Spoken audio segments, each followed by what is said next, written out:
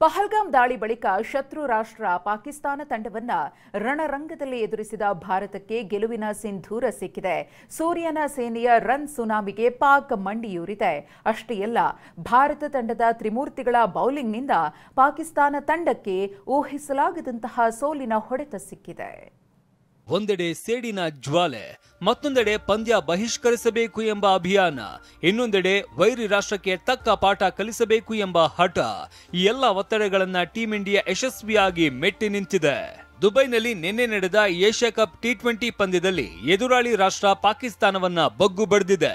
ಪಹಲ್ಗಾಮ್ ದಾಳಿ ಬಿಕ್ಕಟ್ಟಿನ ಬಳಿಕ ನಡೆದ ಮೊದಲ ಪಂದ್ಯದಲ್ಲಿ ಸಾಂಪ್ರದಾಯಿಕ ಎದುರಾಳಿಯನ್ನ ಮಣಿಸಿ ಭಾರತ ಗೆಲುವಿನ ಸಿಂಧೂರ ಹಾಕಿದೆ.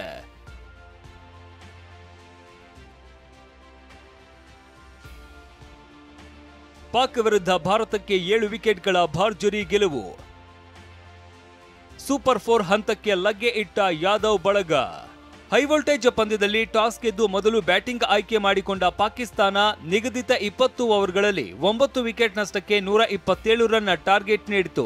ಈ ಗುರಿ ಬೆನ್ನಟ್ಟಿದ ಭಾರತ 15.5 ಓವರ್ಗಳಲ್ಲಿ 3 ವಿಕೆಟ್ ನಷ್ಟಕ್ಕೆ 131 ರನ್ ಪೇರಿಸಿ ಜಯಭೇರಿ ಬಾರಿಸಿತು. ಈ ಮೂಲಕ ಸೂಪರ್ 4 ಹಂತಕ್ಕೆ ಲಗ್ಗೆ ಹಾಕಿತು. 3ನೇ ಕ್ರಮಾಂಕದಲ್ಲಿ ಕ್ರೀಸ್ಗೆ ಇಳಿದ ಸೂರ್ಯಕುಮಾರ್ ಯಾದವ್ ಬರ್ತ್ಡೇ ದಿನವೇ ಪಾಕ್ ವಿರುದ್ಧ ರನ್ ಸುನಾಮಿ ಎಬ್ಬಿಸಿದ್ರು. ಅಜಯ್ಯ 47 ರನ್ ಗಳಿಸಿ ಮಿಂಚಿದ್ರು. 3 ವಿಕೆಟ್ ಪಡೆದ ಕುಲ್ದೀಪ್ ಪಾಕ್ ತಂಡದ ಬೆನ್ನು ಮೂಳೆ ಮುರಿದ್ರು. ಮೊದಲ ಬಾಲ್ನಲ್ಲೇ ಸೈಮ್ ಆಯೂಬ್ ವಿಕೆಟ್ ಕಿತ್ತ ಪಾಂಡ್ಯ. ಏಷ್ಯಾ ಕಪ್ನಲ್ಲೇ ಮೊದಲ ಎಸೆತದಲ್ಲಿ ವಿಕೆಟ್ ಪಡೆದ ಮೊದಲ ಬೌಲರ್ ಎಂಬ ದಾಖಲೆ ಬರೆದ್ರು. ಪಾಕ್ ಆಟಗಾರರಿಗೆ ಹಸ್ತಲಾಘವ ಮಾಡದ ಟೀಂ ಇಂಡಿಯಾ. ಪಹಲ್ಗಾಮ್ ಉಗ್ರ ದಾಳಿ ಪ್ರಸ್ತಾಪಿಸಿದ ಕ್ಯಾಪ್ಟನ್ ಸೂರ್ಯಕುಮಾರ್. ಸಾಮಾನ್ಯವಾಗಿ ಟಾಸ್ ವೇಳೆ ಎರಡೂ ತಂಡಗಳ ಕ್ಯಾಪ್ಟನ್ಗಳು ಕೈ ಕುಲ್ಕೋದು ಕಾಮನ್. ಆದರೆ ಸೂರ್ಯಕುಮಾರ್ ಯಾದವ್ ಕ್ಯಾಪ್ಟನ್ ಸಲ್ಮಾನ್ ಆಘಾಗೆ ಹ್ಯಾಂಡ್ ಶೇಕ್ ನೀಡಲಿಲ್ಲ. ಅಲ್ಲದೆ ಮುಖಕ್ಕೆ ಮುಖ ಕೊಟ್ಟು ನೋಡಲೂ ಇಲ್ಲ. ಇದಿಷ್ಟೇ ಅಲ್ಲದೆ ಪಂದ್ಯ ಗೆದ್ದ ಬಳಿಕವೂ ಟೀಂ ಇಂಡಿಯಾದ ಯಾವೊಬ್ಬ ಆಟಗಾರರು ಎದುರಾಳಿ ತಂಡದ ಸದಸ್ಯರಿಗೆ ಹಸ್ತಲಾಘವ ಮಾಡದೆ ಮೈದಾನದಿಂದ ನಿರ್ಗಮಿಸಿದ್ರು. ಇನ್ನು ಪಂದ್ಯದ ಗೆಲುವಿನ ಬಗ್ಗೆ ಮಾತನಾಡುವಾಗ ಕ್ಯಾಪ್ಟನ್ ಸೂರ್ಯಕುಮಾರ್ ಯಾದವ್ ಪಹಲ್ಗಾಮ್ ದಾಳಿಯನ್ನ ಪ್ರಸ್ತಾಪಿಸಿ ವೈರಿ ರಾಷ್ಟ್ರಕ್ಕೆ ತಿರುಗೇಟು ಕೊಟ್ರು.